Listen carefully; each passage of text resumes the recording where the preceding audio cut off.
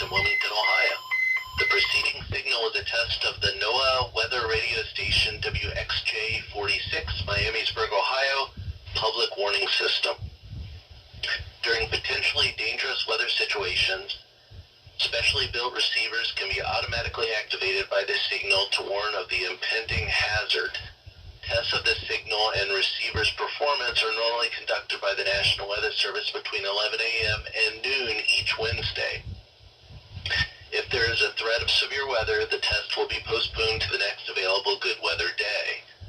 Reception of this broadcast, and especially the warning alarm tone, will vary at any given location.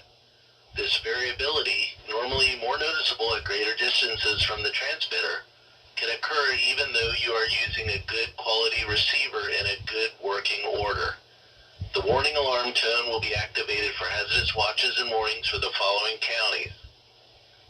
In Ohio, Butler, Champaign, Clark, Clinton, Dark, Greene, Logan, Miami, Montgomery, Preble, Shelby, and Warren, and in Indiana, Fayette, Union, and Wayne.